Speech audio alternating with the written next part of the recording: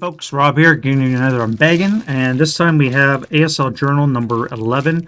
Now I do have the electronic 1 to 10. I've been waiting for the other ones to come out, and I got a little bit impatient, and I bought 11, 12, 13, and 14 at Caslo, so yeah, a little bit pricey, but I now have them in my hands, and we're going to be unbagging them one at a time. Right now we have number 11. Let's see what's inside.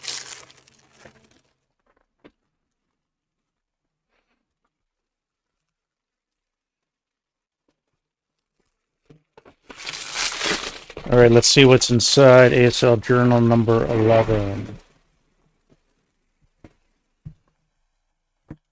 Looks like we got some whole bunch of inserts, including a nice thick bundle of scenarios. We'll go through all that in a second. So let's just see what the magazine holds itself. So yeah, number 11 came out in 2016. And I was just getting back into ASL probably a couple of years before that. I had taken a 10 or so year break. And that, again, it's when I'm trying to play catch up and all this stuff. So what do we got? Table of contents, Valor of the Guard CG4, the Halfling. Now, this is an article I could have used on how to use half squads, which I believe is what this one's about, and how to apply them in your ASL games. Really handy article. We'll go into a bit of that. Slaughter of Pondry, how that's looking. Now it's obviously out, and it can tell it's been at least 9 years or so in the making. They're talking about that. Gavutu Tanambogo. This came out in Rising Sun. Last Squad Leader Conversions. And then we have some other goodies here as well. So let's take a quick look at this. Valor of the Guard's best campaign ever. Thoughts, opinions, observations on CG4. Now, I've never played one of these against another human opponent. I've only ever done Solitaire Valor of the Guards, which is totally freaking awesome.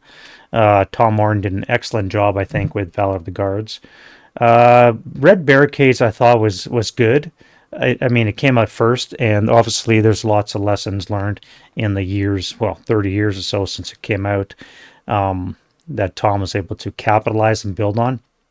I just prefer Valor of the Guards more to Red Barricades. I don't know why. Maybe it's because Red Barricades is so open at the beginning until you get into the factories and then you're fighting over them. Whereas Valor of the Guards, it's the downtown urban core. You're getting into the weeds a lot more quickly, and you don't have to worry about those long lines of sight that you have to fight through to get into the factories. You can start slugging it out right away.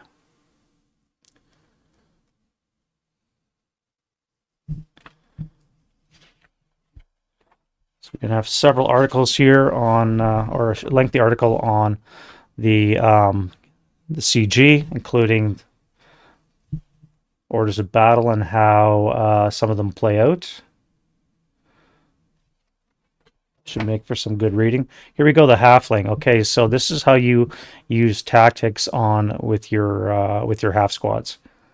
Very handy. It's I don't understand how to use them well myself.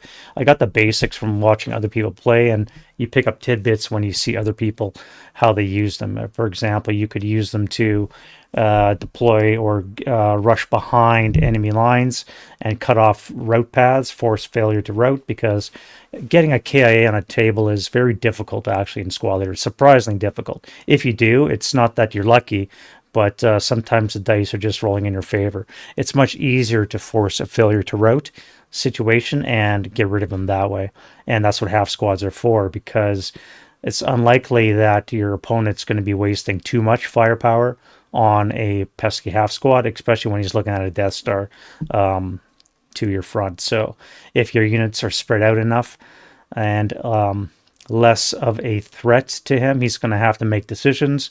What do I fire at? And does he let that half squad go around behind you, or does he waste some of his pressure firepower on that guy? And that's one way to use your half squads. And Aaron Cleveland does a lot more information on how to use them. Different things like this, how you can use them for guarding prisoners, and all those other things. Wow, quite lengthy. Yeah, you can use them as blocking forces. You can use them as speed bumps to slow down the enemy. You can use it for busting concealment.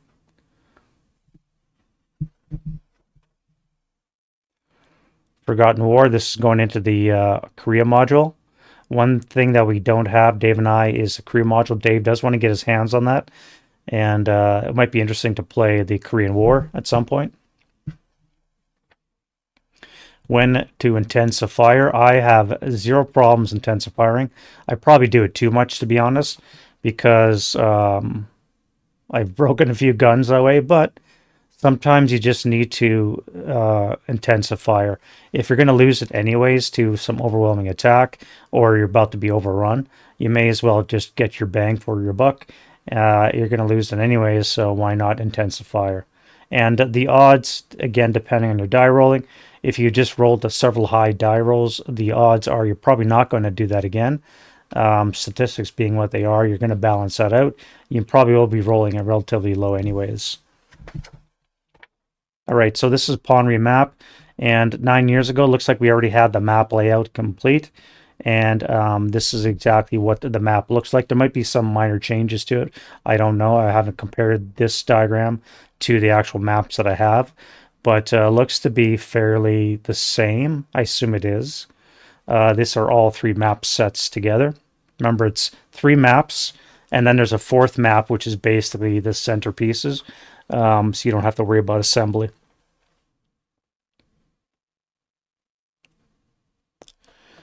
Various percentages on what kind of die rolls you can look to get.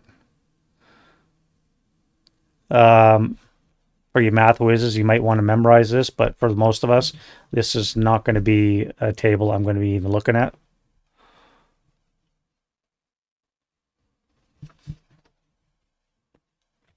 This came out in Rising Sun, so it's going to be old news for most people, but if you don't have Rising Sun, this is a very small, kind of like a mini hassle, um, with two small little what do they call them? Islets, miniature islands. It's a small little causeway that joins the two, and you can have Japanese defenders while your Americans try and take it over.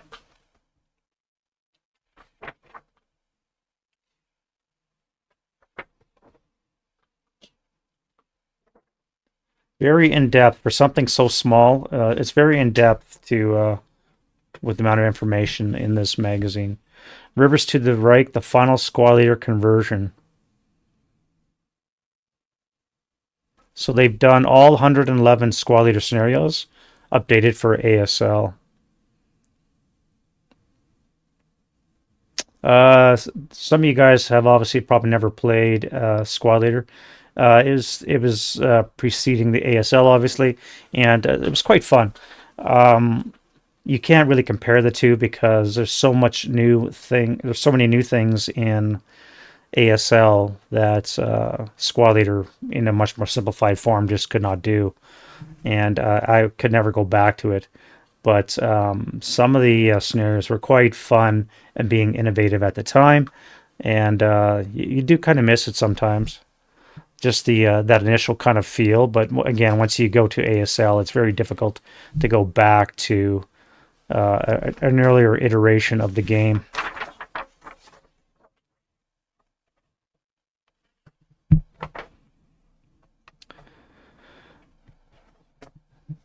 Article by Chaz Argent, the Verville Sommer Book Club.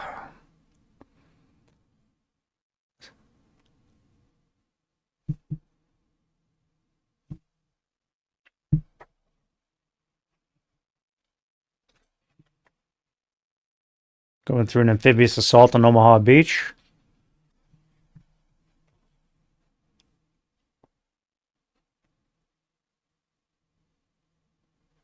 And then this is continuation of articles. I assume this is Ponry.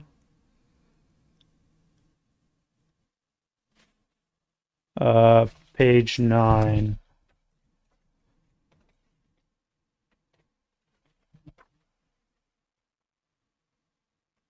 Oh, Valor of the Guards.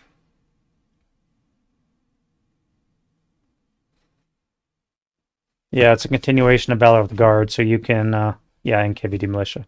So they break down all the different units and how they might apply, how you might use them in Valor of the Guards. So if you've never played Valor of the Guards, this is a very handy series of articles breaking down the unit types and what you may want to look at buying for your with your purchase points. There are a lot of toys to play with, and again, some of them are good to get, some of them are not good to get. For example, the NKVD are rather weak. They are 628s, but they're second line, so they only come into play in the first day, maybe the second day if you're lucky enough to have the points to waste. You really want to get these on the first day because after that they become more of a waste. You're not going to use a lot of 426 conscripts. You don't want them. You're going to want your more elite 458s, 447s, and you need these to have a lot of units that the Germans are going to wear themselves out again, so that you can bring in your more elite first line, second line, elites and first line troops to mop up the Germans. So you want to have a lot of cannon fodder, especially in the south, around the railway station and such.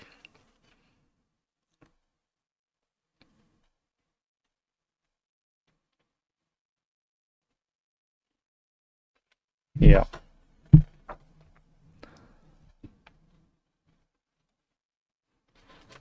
Yeah, you're going to find, like it says here, no unit should fire unless it's point blank or -2 shot. The biggest thing with city fighting is, I'm sure you're well aware, is you're going to have a lot of +2, +3s fire, and unless you have significant modifiers, good neg leaders, and 8, 12, 16 firepower shots, you're not going to do a lot of damage. So a single squad by itself is probably not worth firing. All you're going to do maybe is trigger a sniper, and that's just going to ruin your own day. So it's probably best to either fire group or stack. And stacking, of course, has its own problems, as you all know.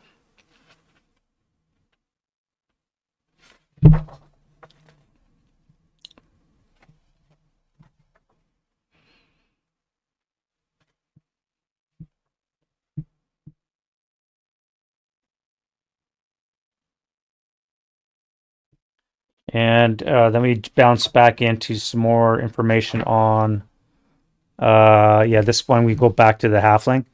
Again, half squads and how to deploy them. Very handy. You're going to see a lot of veterans play with a lot of half squads. You distribute your troops, which means you lose less in the long run because your opponent has to split his fire. Yeah, your firepower itself will be reduced, but you're not going to take as much damage. So when you're an attacker, you're going to have to send in a whole bunch of half squads, and your opponent only has a limited number of shots. He's going to be taking out those incoming half squads, and it's going to reduce his overall effectiveness. And then once you get into position, you might be able to recombine into your full squad in time for you to do your own counter attacking and such. So there's a time to deploy, and there's a time when you could regroup, like he says right here, to deploy or not to deploy.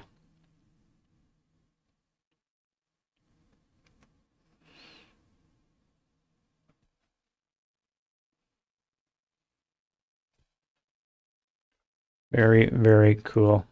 And then we go back into original squad leader scenarios, going over some of them and their conversion process.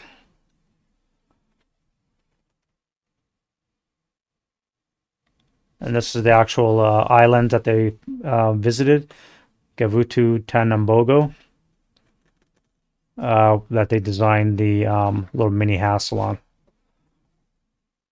And again, we have more errata, which has all been put into the electronic book, which more and more people are using. I don't think, well, I shouldn't say that. The last Caslo, there were a couple of binders. I did see people using them for the rules.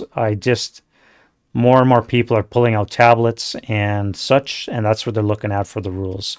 So the electronic rulebook is more and more replacing this. So you don't need to look at errata anymore. People commentating and annotating their books. You're just going to be looking at the electronic rulebook because it's just so much easier and convenient for that. All right, so next up, we're just quickly going to zip through these. There is a whack load of scenarios. Riding to the rescue. This is a very interesting scenario with the board layout. Hexes north of the river are not playable. So this has two of those double wide boards and board 59. So I assume this is a river formation here, and so we're going to have a funky looking shape. France, May 1940. African Brothers, British versus Italian in July 40 in Kenya.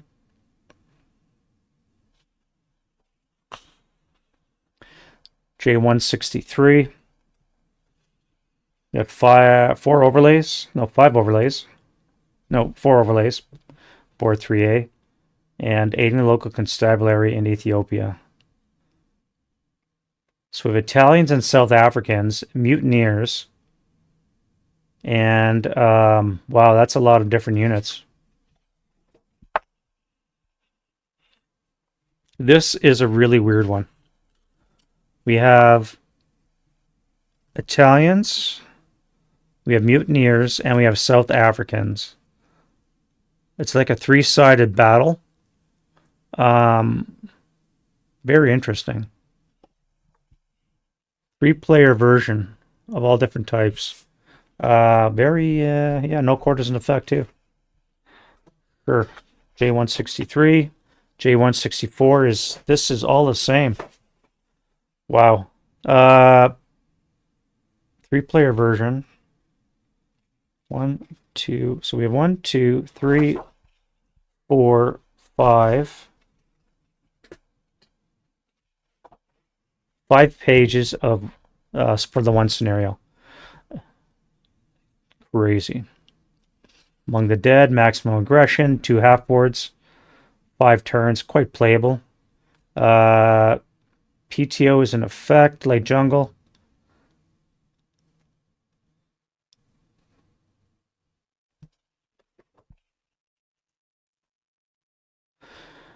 Heart attack using board 7 alpha, 6 turns. We have a mixture of British infantry and armor against 8 548s with the armor of themselves and plus an AT gun.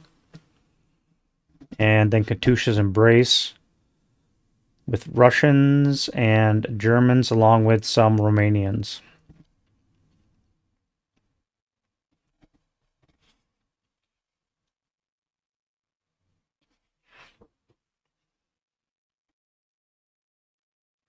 Russians receive a 200mm rocket so that they get their Katyushas with a pre-registered hex, which means it's only going to deviate a maximum of 3 hexes from your target. When you pre-register a rocket, it only deviates 3 hexes rather than the full possible 6.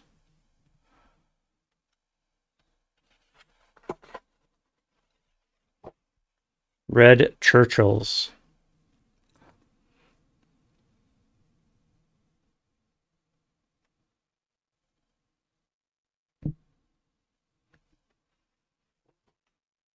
Whom Gods Destroy. This is another weird one with 3 sides. You got, was that Greeks? You have the Eddies, the German, and you have Elas Third. Yeah, Greeks. Okay. So you have pro-Russian, pro-independent, and you have Germans. And I guess they're all fighting each other. Yeah, okay. Romke's Redoubt using the deluxe boards for them. 7.5 turns, and a bit of everything in this one here. Guns, tanks, fortifications, and no OBA.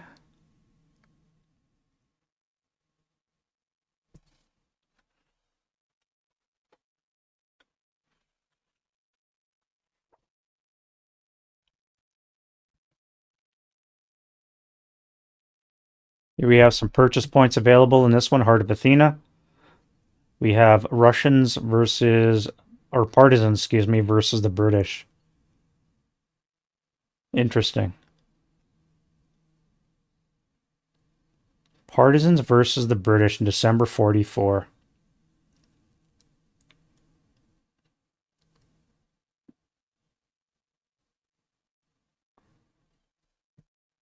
Hmm.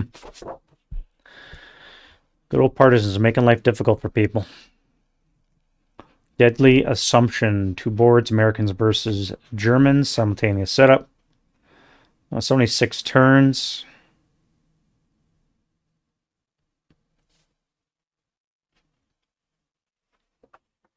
Here's an interesting SSR here. Treat crews as SMC for purposes of building control, which basically means the same thing as we have in 175 here. AAV crews may not voluntarily abandon their vehicles. Now, why didn't they just do that the same thing? Basically, they don't want tank crews abandoning your tanks to control buildings, which is a way that people overcome that rule of building control. You drive a tank up, you'll abandon it, you'll occupy a building. And they come up with SSR that says you can't do that. So rather than just saying you can't abandon, they say you can abandon. You're just treated as an SMC, and as you know, a single man counter cannot control a building. So kind of weird.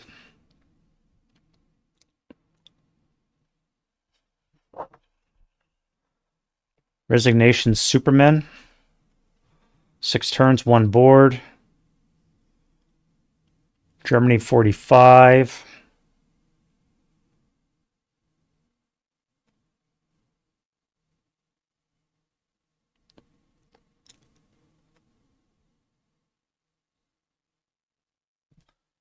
And we have to do some math here. So SSR3, the ELR of each German unit is based on its current morale. Greater than or equal to 8 morale is equal to 3. 7 morale is equal to 2. Less than or equal to 6 morale is ELR is 1. So when you start getting ELR replaced and whatnot, your ELR dips and dives all over the place. So you're going to have to keep this handy, make some notes, and try to remember what's what. Wow. Non-elite Germans are considered Axis miners for heated battle purposes. That's a lot to take on for a scenario. You're going to have to remember all that.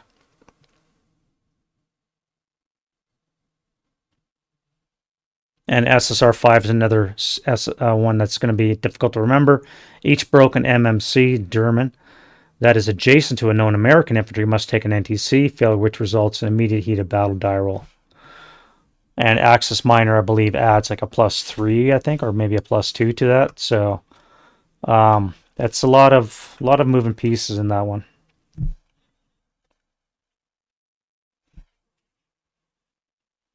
All right. Japanese versus Russians. Interesting. 1945 in August. Down on the farm. This uses the Riley's road map, I believe. The RR, I believe that's Riley's road. The Germans and Canadians.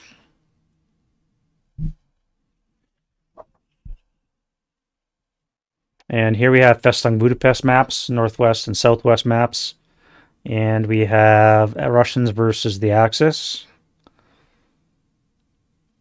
Another Bill Cirillo design. Very, I wouldn't say complex, but it's a variety of choices. You have 4 or more the following objectives at game ends. So you have 6 to choose from, of which you have to have 4. Again, overly complex, maybe the word. It's good to have variety, but maybe that's a bit too much.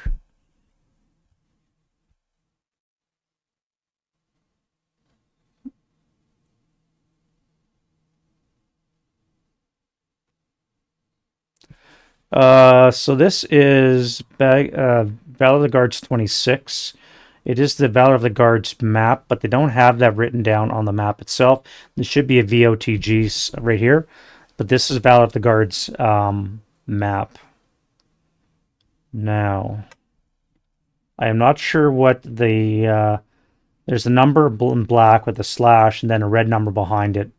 I'm not sure what that represents. Oh, I see. So points cost. The red number to the right of the slash is the total number of that counter type available to purchase. So these are points purchases that you can get.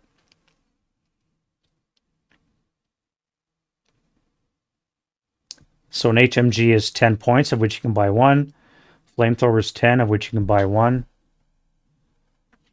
So you can have variable point purchases. And you can also have some replayability because you never know what you're going to be able to get. So prior to setup, for example, the Germans can have 52 purchase points. And you can buy basically whatever you want in addition to the first row of units.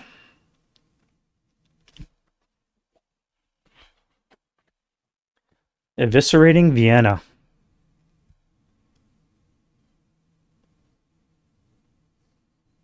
Wow. So Germans get a 658 for 3, an 80, 5 concealment counters, and 150 purchase points, which includes boards.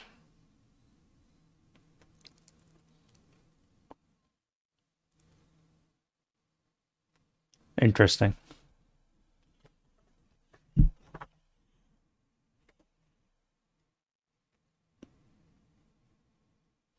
Wow, that is really interesting.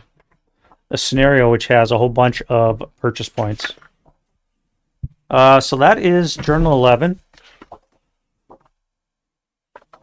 with some really interesting scenarios. So it's we're getting away from the standard, one page fits all model, and we're getting into the purchase points and multiple ways of playing a game. Yeah, interesting. Yank's already coming out, which I already have. Yeah, no, so ASL Journal 11 comes with, I didn't count the scenarios, but that many, pretty much, and a couple of good articles, including the Halfling. Very good reading. I'm going to have to read that one up myself. And I got Slaughter at Ponry already, so once more I'll have to get into that. But yeah, ASL Journal number 11. Let me know what you guys think.